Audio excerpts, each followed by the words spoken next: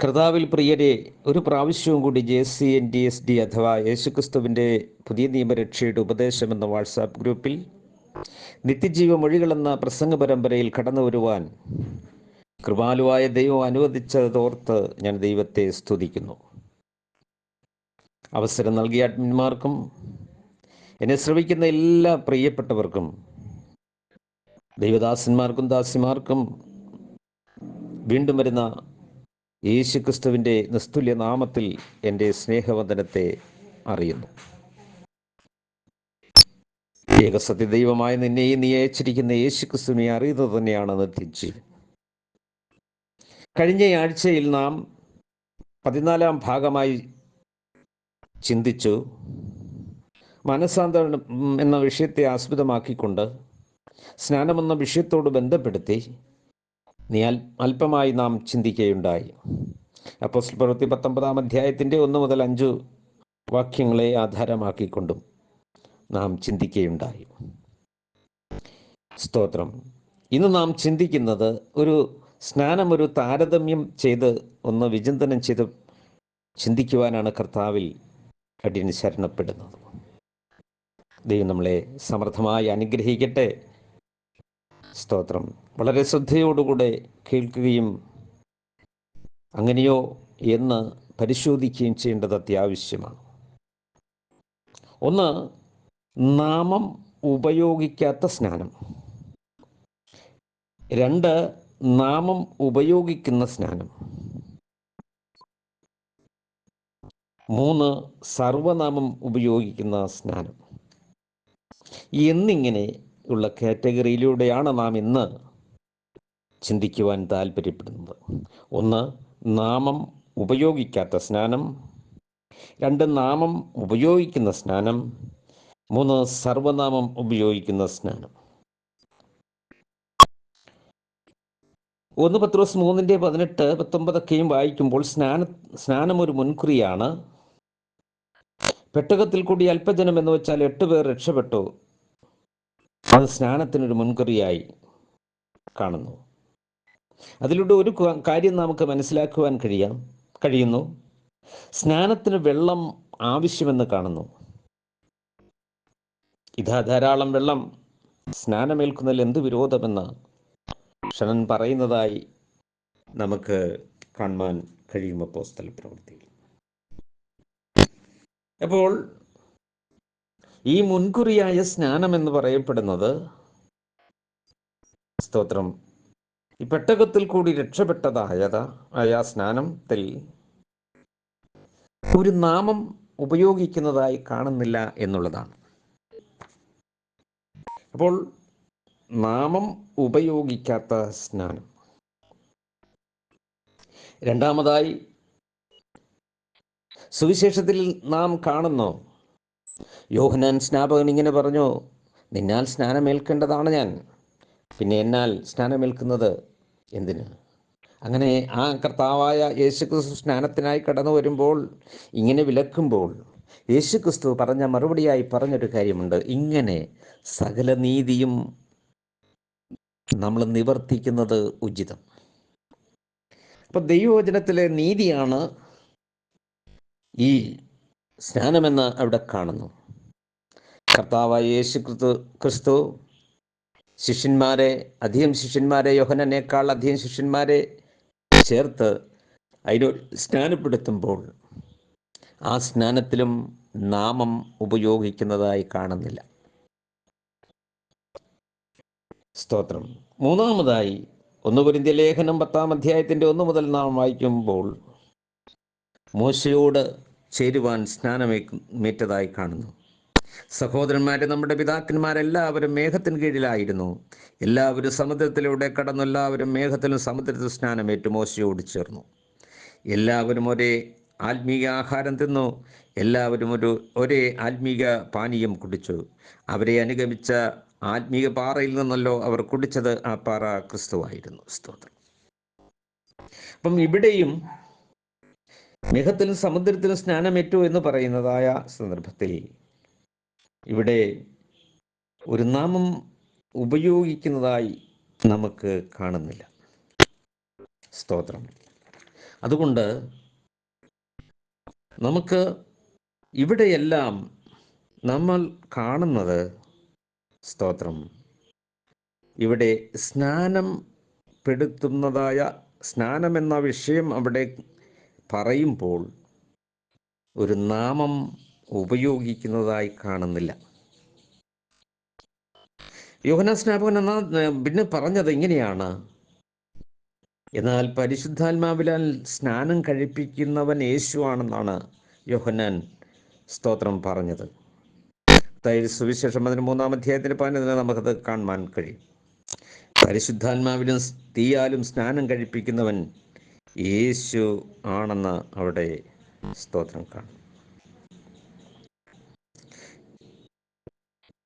അടുത്തതായി നാം ചിന്തിക്കുമ്പോൾ, സ്തോത്രം, അപ്പോൾ ഈ ഭാഗങ്ങളിൽ ഒന്നും പഴയ നിയമ വിശുദ്ധന്മാരും യോഹന്നാൻ സ്നാപകനും കർത്താവായ യേശു ക്രിസ്തുവും സ്നാനം നടത്തുന്നതായ സന്ദർഭത്തിൽ ഒരു നാമം ഉപയോഗിക്കുന്നില്ല. 19-ാം അധ്യായം നമ്മൾ അപ്പോസ്തലപ്രവൃത്തി 1 മുതൽ നമ്മൾ വായിച്ചപ്പോൾ, സ്തോത്രം, നിങ്ങൾ വിശ്വസിച്ചിട്ട് പരിശുദ്ധാത്മാവിനെ പ്രാപിച്ചു. അപ്പം നിങ്ങളുടെ സ്നാനം ഏതായിരുന്നു? ആ സ്നാനം മാനസാന്തര സ്നാനമാണ്. അതിനായി ഞാൻ വെള്ളത്തിൽ സ്നാനം കഴിപ്പിക്കുന്നു. പക്ഷേ എൻ്റെ പിന്നാലെ ഒരുവൻ വരും, അവൻ എന്നെക്കാളും ബലവാനാണ്. അവൻ പരിശുദ്ധാത്മാവിലും തീയാലും സ്നാനം കഴിപ്പിക്കുന്നവനാണ്. സ്തോത്രം. രണ്ടാമത്, അപ്പോസ്തലപ്രവൃത്തി അതിൻ്റെ 1-ാം അധ്യായം 4-5 വാക്യം നമ്മൾ വായിക്കുമ്പോൾ, അപ്പോസ്തലപ്രവൃത്തി അതിൻ്റെ 1-ാം അധ്യായത്തിൻ്റെ 4-5 വാക്യങ്ങൾ നമുക്ക് വായിക്കാം. സ്തോത്രം. ഇതാണ്, സ്തോത്രം, അവനവരുമായി കൂടിയിരിക്കുമ്പോൾ അവരോട്, നിങ്ങൾ യെരൂശലേം വിട്ടു പോകാതെ എന്നോട് കേട്ട പിതാവിൻ്റെ വാഗ്ദത്തത്തിനായി കാത്തിരിക്കണം. യോഹന്നാൻ വെള്ളം കൊണ്ട് സ്നാനം കഴിപ്പിച്ചു, നിങ്ങൾക്കോ ഏറെ നാൾ കഴിയും മുൻപേ പരിശുദ്ധാത്മാവ് കൊണ്ട് സ്നാനം ലഭിക്കുമെന്ന്, സ്തോത്രം, എഴുതിയിരിക്കുന്നു. അപ്പോൾ ഇവിടെ പറയുന്ന, എന്നോട് കേട്ട പിതാവിൻ്റെ വാഗ്ദത്തത്തിനായി നിങ്ങൾ കാത്തിരിക്കണം, ഏറെ നാൾ കഴിയും മുമ്പേ നിങ്ങൾ പരിശുദ്ധാത്മാവിൽ സ്നാനം ഏൽക്കും. അതെന്നോട് കേട്ട പിതാവിൻ്റെ വാഗ്ദത്തമാണ്. യേശുവിനോട് കേട്ട പിതാവിൻ്റെ വാഗ്ദത്തമാണ്. പ്രവാചക തിരുവെഴുത്തുകളിലൂടെ ദൈവത്തിൻ്റെ ആത്മാവിനാൽ എഴുതപ്പെട്ട തിരുവെഴുത്തിലൂടെ, സ്തോത്രം, അവിടെ എഴുതിയിരിക്കുന്നത് നമുക്ക് കാണുവാൻ കഴിയും. അപ്പോൾ ഇവിടെ പറയുന്നത്, യോഹന്നാൻ പറഞ്ഞു, അല്ല, പരിശുദ്ധാത്മാവിൽ സ്നാനം കഴിപ്പിക്കുന്നവൻ യേശുവാണ്. സ്തോത്രം. രണ്ടാമത് ഒരു കാര്യം, ഞാൻ അവിടെ പറഞ്ഞിരിക്കുന്ന യോഹന്നാൻ, ഞാൻ വെള്ളം കൊണ്ട് സ്നാനം കഴിപ്പിക്കുന്നു, ഏറെ നാൾ കഴിയും മുൻപേ പരിശുദ്ധാത്മാവ് കൊണ്ട് സ്നാനം ലഭിക്കും. സ്തോത്രം. ആ യോഹന്നാൻ പറയുന്നു, അത് യേശുവാണ് ചെയ്യുന്നത് എന്നാണ്. അപ്പോൾ എന്നോട് കേട്ട പിതാവിൻ്റെ വാഗ്ദത്തം എന്താണെന്ന് യോവേൽ പ്രവാചകൻ 2-ാം അധ്യായത്തിൻ്റെ 28 നാം വായിക്കുമ്പോൾ, അതിനുശേഷമോ ഞാൻ സകല ജഡത്തിൻ്റെ മേലും എൻ്റെ ആത്മാവിനെ പകരും. സ്തോത്രം. അപ്പോൾ ഇവിടെ പറയുന്നു, അതിനുശേഷമോ ഞാൻ സകല ജഡത്തിന്മേലും എൻ്റെ ആത്മാവിനെ പകരും, നിങ്ങളുടെ പുത്രന്മാരും പ്രവചിക്കും. അതിൻ്റെ 18-ാം അപ്പോസ്തലപ്രവൃത്തി 1-18 നാം വായിക്കുന്നു. സ്തോത്രം. അപ്പോൾ ഈ 1-ാം അധ്യായത്തിൽ 16-ാം വാക്യം വായിക്കുന്നു, സഹോദരന്മാരായ പുരുഷന്മാരെ, യേശുവിനെ പിടിച്ചവർക്ക് വഴികാട്ടിയായി തീർന്ന യോധയെക്കുറിച്ച് പരിശുദ്ധാത്മാവ് ദാവീദ് മുഖാന്തരം മുൻ പറഞ്ഞ തിരുവെഴുത്തിന് നിവൃത്തിയാകുവാൻ ആവശ്യമായിരുന്നു. അവിടെ പറഞ്ഞതിൻ്റെതായ ഉദ്ദേശം, പഴയ നിയമത്തിൽ പരിശുദ്ധാത്മാവിൽ ദാവീദ് സംസാരിച്ചതായിരിക്കുന്ന കാര്യത്തെക്കുറിച്ച് പറയുകയാണ്, യൂദയെക്കുറിച്ച്. അപ്പോൾ ദാവീദ് പരിശുദ്ധാത്മാവ് ലഭിക്കുന്നതിന് മുൻപ്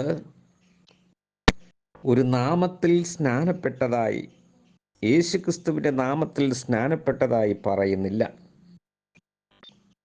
അപ്പോൾ രണ്ട് നിയമങ്ങളെയാണ് ഇവിടെ നമുക്ക് കാണുവാൻ കഴിയുന്നത്.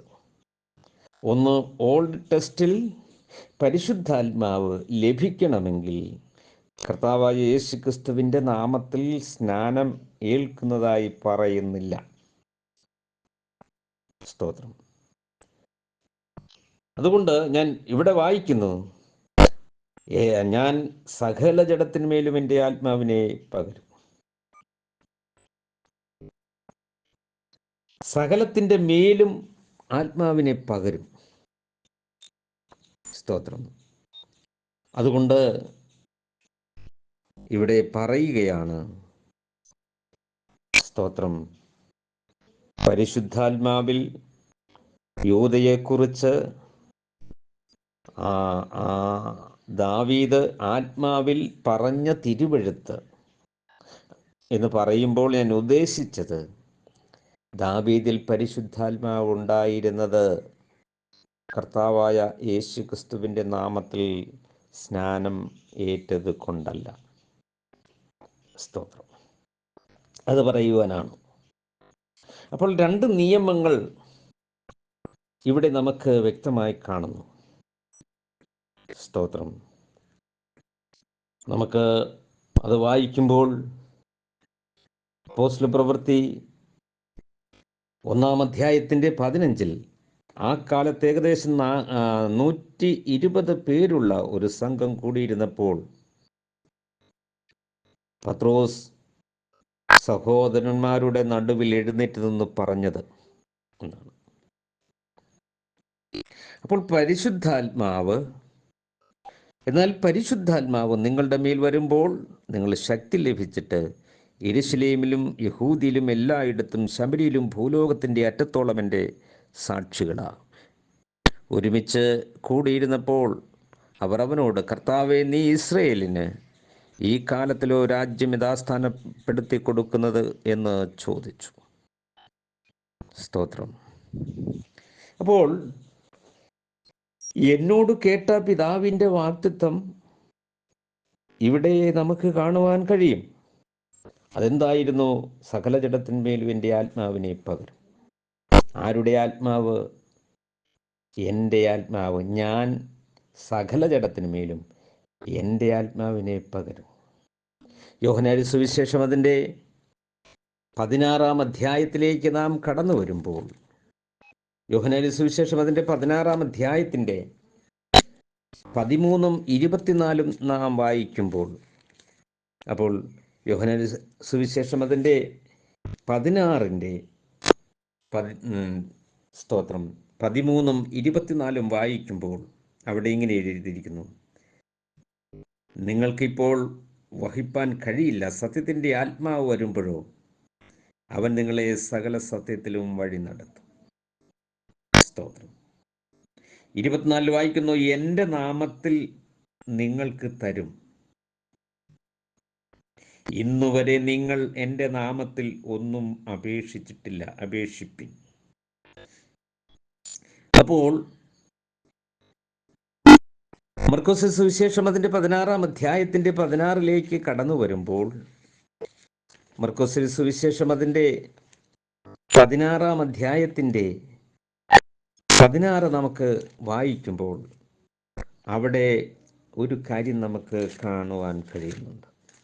സ്തോത്രം. മർക്കോസ് 16-ന്റെ 16 നാം ശ്രദ്ധിച്ച് നമുക്ക് വായിക്കുമ്പോൾ അവിടെ നമുക്ക് ഒരു കാര്യം മനസ്സിലാവും.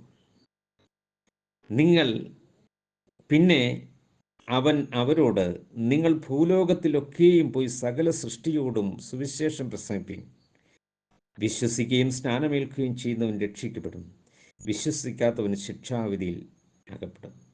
എന്നിട്ട് പറയുകയാണ്, വിശ്വസിക്കുന്നവരാൽ ഈ അടയാളങ്ങൾ നടക്കും. എൻ്റെ നാമത്തിൽ അവർ ഭൂതങ്ങളെ പുറത്താക്കും, പുതുഭാഷകളിൽ സംസാരിക്കും, സർപ്പങ്ങളെ പിടിച്ചടക്കും, മരണകരമായ യാതൊന്ന് കടിച്ചാലും അവർക്ക് ഹാനി വരികയില്ല, രോഗികളുടെ മേൽ കൈവച്ചാൽ അവർക്ക് സൗഖ്യം വരും. അപ്പം സകല സൃഷ്ടിയോടും സുവിശേഷം പ്രസംഗിക്കും. സുവിശേഷം അതിൽ നമുക്ക് കാണുവാൻ കഴിയും. സകലരെയും ശിഷ്യരാക്കി കൊള്ളുവാൻ. എങ്ങനെ? എൻ്റെ നാമത്തിൽ. അപ്പോൾ എൻ്റെ നാമത്തിൽ. അപ്പോൾ ഇവിടെ ഞാൻ പറഞ്ഞു വരുന്നത്, ഇവിടം തൊട്ട് സ്തോത്രം നമുക്ക് കാണുവാൻ കഴിയുന്നത് ഒരു നാമം ഉപയോഗിക്കുന്നതായി കാണാം. സ്തോത്രം. അപ്പോൾ നമ്മൾ അപ്പോസ്തല പ്രവൃത്തി 2-ാം അധ്യായത്തിൽ നാമം ഉപയോഗിക്കുന്നതായി കാണാം. എന്നാൽ മത്തായി എഴുതിയ സുവിശേഷം 28:19 സ്തോത്രം സർവനാമം മൂലമുള്ള ഒരു സ്നാനത്തെ പറ്റി പറയുന്നു. അതിൽ ഉപയോഗിച്ചിരിക്കുന്നത് സർവനാമമാണ്, ഒരു പേരല്ല. സർവനാമം എന്ന് പറഞ്ഞാൽ പിതാവ്, പുത്രൻ, പരിശുദ്ധാത്മാവ്. പിതാവ് എന്ന് പറയുന്നതൊരു പേരല്ല, പുത്രൻ എന്ന് പറയുന്നതൊരു പേരല്ല, ഭർത്താവ് എന്ന് പറയുന്നതൊരു പേരല്ല, ഭാര്യ എന്ന് പറയുന്നതൊരു പേരല്ല, സഹോദരൻ എന്ന് പറയുന്നൊരു പേരല്ല, സഹോദരി എന്ന് പറയുന്നത് പേരല്ല. ഇങ്ങനെ തുടങ്ങി നമ്മൾ ചിന്തിച്ചാൽ സ്തോത്രം അവിടെ സർവനാമം ഉപയോഗിക്കുന്നു, ഒരു പേരുപയോഗിക്കുന്നില്ല. അപ്പോൾ അവിടെ പിതാവിൻ്റെയും പുത്രൻ്റെയും പരിശുദ്ധാത്മാവിൻ്റെയും നാമത്തിൽ സ്നാനപ്പെടുക എന്നാണ്. അപ്പം സർവനാമം പറഞ്ഞ് സ്നാനപ്പെടുത്തണമെന്ന് താഴെ സുവിശേഷം അതിൻ്റെ 28, 19, 20 പറയുമ്പോൾ നാം അപ്പോസ്തല പ്രവൃത്തിയിൽ പരിശുദ്ധാത്മാവ്, എന്നോട് കേട്ട പിതാവിൻ്റെ വാഗ്ദത്തമായ പരിശുദ്ധാത്മാവ്, സ്നാപക യോഹന്നാൻ്റെ വാക്കിൽ പറഞ്ഞാൽ എൻ്റെ പിന്നാലെ വരുന്നവൻ, പരിശുദ്ധാത്മാവിലും തീയാലും സ്നാനം കഴിപ്പിക്കുന്നവൻ. സ്തോത്രം. യോഹന്നാൻ 16:24 നമ്മൾ വായിക്കുമ്പോൾ, അതുപോലെ യോഹന്നാൻ 14:26, 15, 16 ഒക്കെയും വായിക്കുമ്പോൾ എൻ്റെ നാമത്തിൽ അയക്കുവാനുള്ള പരിശുദ്ധാത്മാവെന്ന കാര്യസ്ഥൻ. അപ്പോൾ അവിടെയൊക്കെയും സ്തോത്രം ഒരു നാമം ഉപയോഗിക്കുന്നതായി കാണുവാൻ കഴിയും. പഴയ നിയമത്തിൽ പരിശുദ്ധാത്മാവ് വന്നത് യേശുക്രിസ്തുവിൻ്റെ നാമത്തിൽ, അല്ലെങ്കിൽ ആ നാമത്തിൽ ആയിരുന്നില്ല. എന്നാൽ സ്തോത്രം മറ്റുള്ളതായിരിക്കുന്ന എല്ലാ പ്രവാചകന്മാരിലും, പഴയ നിയമ പ്രവാചകന്മാരിലും യേശുവിലും സ്തോത്രം പരിശുദ്ധാത്മാവ് വന്നത് ഈ നാമത്തിൽ അല്ല. അവിടെ നാമമേ ഇല്ലായിരുന്നു. എന്നാൽ അപ്പോസ്തല പ്രവൃത്തിയിൽ 2-ാം അധ്യായത്തിൽ എന്നോട് കേട്ട പിതാവിൻ്റെ വാഗ്ദത്തമായിരിക്കുന്ന യോവേൽ പ്രവാചകൻ പറഞ്ഞതായിരിക്കുന്ന തിരുവെഴുത്തിൻ്റെ നിവർത്തി സംഭവിക്കുമ്പോൾ സ്തോത്രം ഒരു നാമം ഉപയോഗിക്കുന്നു. അപ്പോൾ പ്രവാചകന്മാരിലും ദാവീദ് തുടങ്ങി പ്രവാചകന്മാരിലെല്ലാം, ശിയാവ്, രമ്യാവ് തുടങ്ങി എല്ലാ പ്രവാചകന്മാരിലും പരിശുദ്ധാത്മാവ് സ്തോത്രം ഉണ്ടായിരുന്നു. പക്ഷെ ഒരു നാമം പറഞ്ഞത് കൊണ്ടല്ല, ഒരു നാമത്തിലല്ല എന്ന് നാം കാണുന്നു. സ്തോത്രം. എന്നാൽ അപ്പോസ്തല പ്രവൃത്തി 1:4 യോവേൽ പ്രവാചകൻ 2:28 അപ്പോസ്തല പ്രവൃത്തി 2:38 നാം കാണുന്നു. സ്തോത്രം. ആ 2 മുതലുള്ള അധ്യായം വായിക്കുമ്പോൾ ഒരു പുതിയ നിയമ വ്യവസ്ഥയിലേക്ക് നമ്മളെ വിരൽ ചൂണ്ടിക്കാണിക്കുകയാണ്. സ്തോത്രം. എന്താണ് ആ 2-ാം അധ്യായം നമ്മൾ വായിക്കുമ്പോൾ നമുക്ക് മനസ്സിലാകും. പെന്തക്കോസ്ത് നാൾ വന്നപ്പോൾ എല്ലാവരും ഒരു സ്ഥലത്ത് ഒന്നിച്ചു കൂടിയിരുന്നു. പെട്ടെന്ന് കൊടിയ കാറ്റടിക്കുന്നത് പോലെ ആകാശത്തു നിന്നൊരു മുഴക്കമുണ്ടായി. അവർ ഇരുന്നിരുന്ന വീട് മുഴുവനും നിറച്ചു. അഗ്നിജാല പോലെ പിളർന്നിരുന്ന നാവുകൾ അവർക്ക് പ്രത്യക്ഷമായി. അവരിൽ ഓരോരുത്തൻ്റെ മേൽ പതിഞ്ഞു. എല്ലാവരും പരിശുദ്ധാത്മാവ് നിറഞ്ഞവരായി സ്തോത്രം ആത്മാവ് അവർക്ക് ഉച്ചരിക്കുവാൻ നൽകിയതുപോലെ അന്യഭാഷകളിൽ സംസാരിച്ചു തുടങ്ങി. സ്തോത്രം. അപ്പോൾ പരിശുദ്ധാത്മാവ് അവിടെ വന്നപ്പോൾ അവർ സ്തോത്രം പരിശുദ്ധാത്മാവ് നിറഞ്ഞ് ആത്മാവ് അവർക്ക് ഉച്ചരിക്കുവാൻ നൽകിയതുപോലെ അവർ അന്യഭാഷകളിൽ സംസാരിച്ചു തുടങ്ങി. അപ്പോൾ ദൈവത്തിൻ്റെ ആത്മാവ് പഴയ നിയമ വിശുദ്ധന്മാരിൽ നാമം ഉപയോഗിക്കാതെ തന്നെ വന്ന് സ്തോത്രം.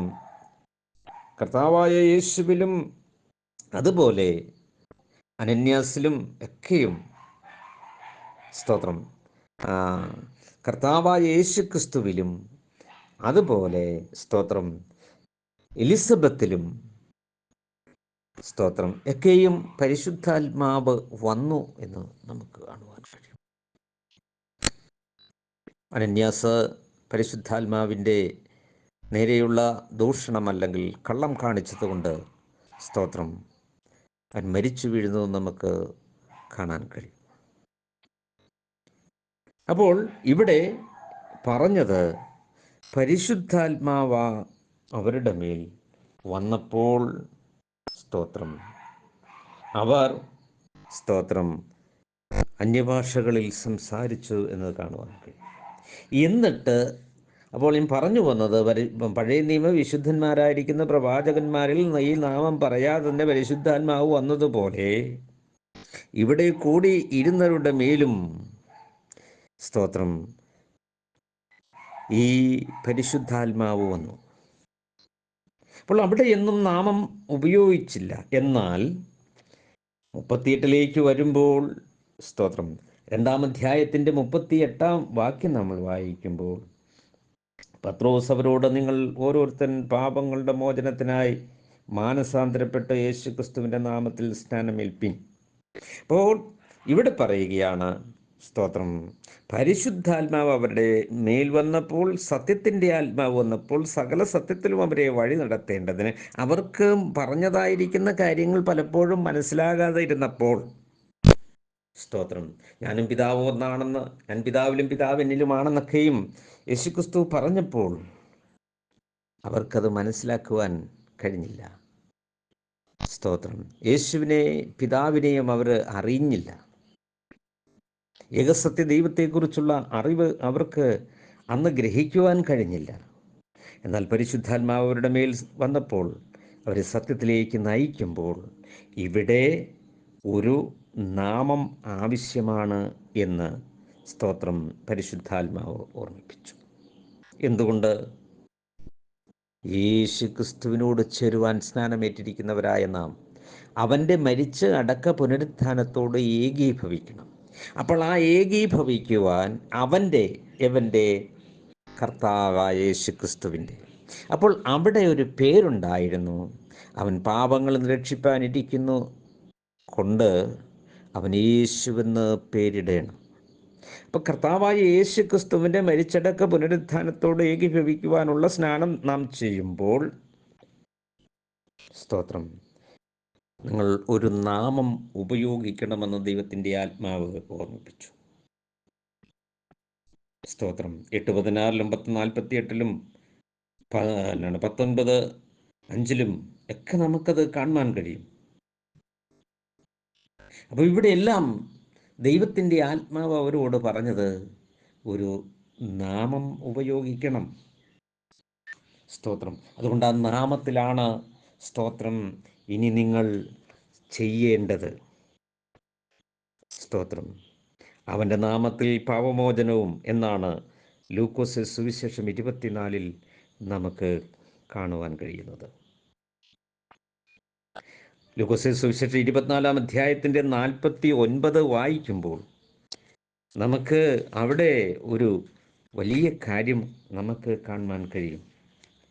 സ്തോത്രം ലൂക്കോസ് സുവിശേഷം 24-ന്റെ 49-ാം വാക്യം ഇങ്ങനെ കാണുന്നു. സ്തോത്രം എൻ്റെ പിതാവ് വാഗ്ദത്തം ചെയ്തതിനെ ഞാൻ നിങ്ങളുടെ മേൽ അയക്കും. നിങ്ങളോ ഉയരത്തിൽ നിന്ന് ശക്തി ധരിക്കുവോളം നഗരത്തിൽ പാർപ്പിൻ എന്ന് അവരോട് പറഞ്ഞു. സ്തോത്രം എന്നിട്ട് പറയുകയാണ് 47 വായിക്കുന്നു, അവൻ്റെ നാമത്തിൽ മാനസാന്തരവും പാവമോചനം യെരൂശലേമിൽ തുടങ്ങി സകല ജാതികളിലും പ്രസംഗിക്കുകയും വേണം. സ്തോത്രം ഇപ്പോൾ പറഞ്ഞതിൻ്റെ താല്പര്യം സർവനാമം പറഞ്ഞതായിരിക്കുന്ന മത്തായി എഴുതിയ സുവിശേഷം 28, 19, 20 വാക്യങ്ങളിൽ അവിടെ നാമമല്ല, അവിടെ ഒരു സർവനാമമാണ് ഉപയോഗിച്ചത്. പിതാവ്, പുത്രൻ, ആത്മാവ്. പുത്രന്മാർ ലോകത്ത് ധാരാളമുണ്ട്, ആത്മാക്കളുണ്ട്, അതുപോലെ പിതാക്കന്മാരുണ്ട്. അതുകൊണ്ട് പിതാവും പുത്രനും ആത്മാവും ആയ ആ നാമമാണ് ഉപയോഗിക്കുവാൻ പറഞ്ഞത്.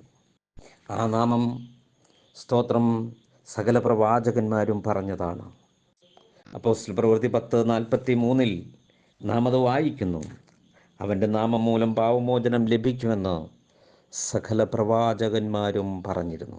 അപ്പോൾ പ്രവാചക തിരുവെഴുത്തുകളിലൂടെ ഒന്നാമത്തെ നിയമത്തെ മാറ്റി വീണ്ടും രണ്ടാമത്തത് സ്ഥാപിക്കുമ്പോൾ അവിടെ നാമം ഉപയോഗിക്കുന്നു. സ്തോത്രം. എന്നാൽ പഴയതിൽ നാമം ഉപയോഗിച്ചിട്ടില്ല. സ്തോത്രം. അതുകൊണ്ട് വളരെ സ്തോത്രം നാം ചിന്തിക്കണം. വളരെ ദൈവത്തിൻ്റെ ആലോചന നമ്മൾ വൃഥാവാക്കി കളയരുത്. അതുകൊണ്ട് പിതാവിൻ്റെയും പുത്രൻ്റെയും പരിശുദ്ധാത്മാവിൻ്റെയും നാമത്തിലാണ് ചെയ്യേണ്ടത്. ആ നാമം നാം കണ്ടുപിടിച്ച് ചെയ്യണം. ഞാൻ പറഞ്ഞു വന്നത് നാം ഒന്നുകൂടെ പറയുന്നു. സ്നാനത്തെപ്പറ്റി താരതമ്യം ചെയ്യുമ്പോൾ നാമം ഉപയോഗിക്കാത്ത സ്നാനം, സർവനാമം ഉപയോഗിക്കുന്ന സ്നാനം, നാമം ഉപയോഗിക്കുന്ന സ്നാനം. സ്തോത്രം. ഈ സർവനാമം ഉപയോഗിക്കുന്നത് പൂർണ്ണതയല്ല. അതുകൊണ്ട് 2 3 വാമൊഴി അതിനകത്തില്ല. സ്തോത്രം. അതിൻ്റെ പൂർണ്ണതയാണ് സ്തോത്രം കർത്താവായ യേശു ക്രിസ്തു. സ്തോത്രം. ആ നാമത്തിൽ, അതുകൊണ്ടാണ് പുത്രനുള്ളവന് പിതാവും ഉണ്ട് എന്ന് പറയും. ഞാനും പിതാവും ഒന്നാകുന്നു എന്ന് പറയുന്നത്.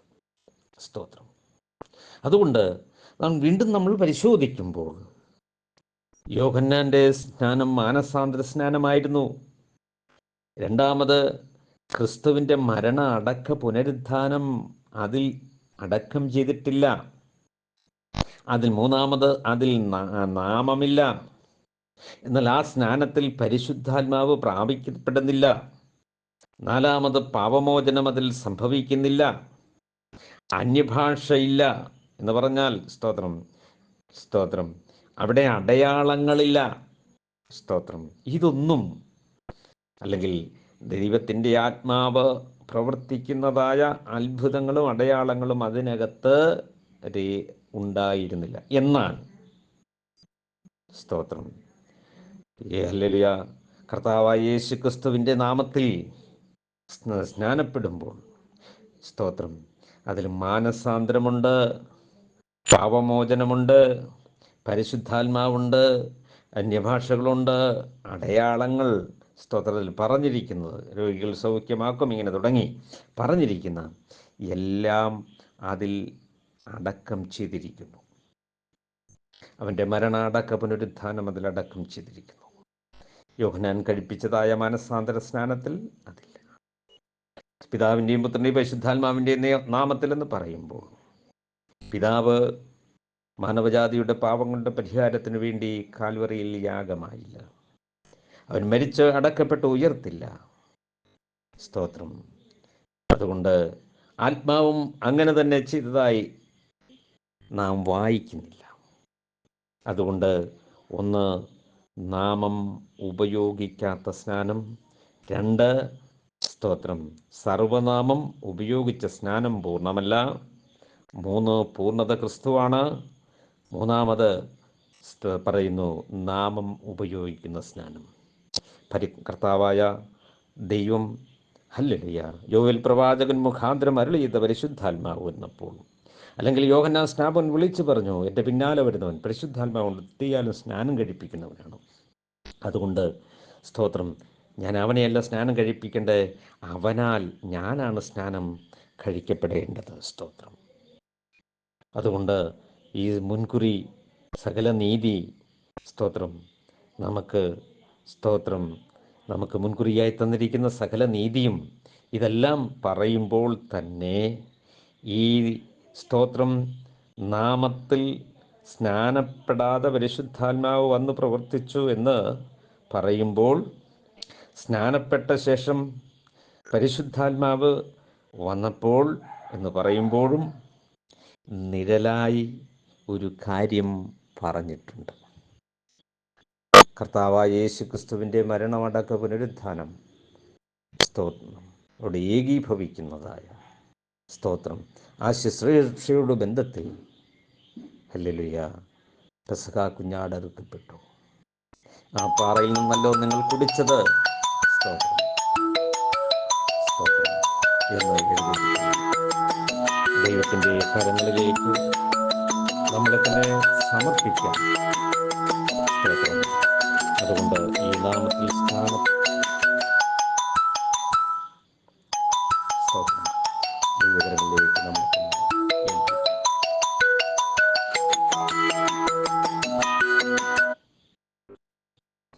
സ്തോത്രം ദൈവകരങ്ങളിലേക്ക് നമ്മളെ തന്നെ ഏൽപ്പിക്കാം. അതുകൊണ്ട് സ്തോത്രം ഈ മരിച്ചടക്ക പുനരുത്ഥാനം, അതായത് കർത്താവായ യേശു ക്രിസ്തു ലോകസ്ഥാപനത്തിന് മുമ്പേ അറുക്കപ്പെട്ടു. സ്തോത്രം ഇത് നിഴലും പൊരുളുമായി നിൽക്കുന്നു. അതുകൊണ്ട് അവൻ്റെ നാമത്തിൽ. അപ്പോൾ 3 വിധ സ്നാനത്തെക്കുറിച്ച് നാം ചിന്തിക്കുകയുണ്ടായി. സ്നാനം ഒരു താരതമ്യം ചെയ്തു. സ്നാനം ഉപയോഗിക്കാത്ത സ്നാനം, സർവനാമം ഉപയോഗിക്കുന്ന സ്നാനം, നാമം ഉപയോഗിക്കപ്പെടുന്ന സ്നാനം. അതുകൊണ്ട് കർത്താവായ യേശു ക്രിസ്തുവിൻ്റെ നാമത്തിൽ സ്നാനപ്പെടുത്തി ദൈവം നമ്മളെ എല്ലാവരെയും സമർത്ഥമായി അനുഗ്രഹിക്കുമാറാകട്ടെ. ആമേൻ.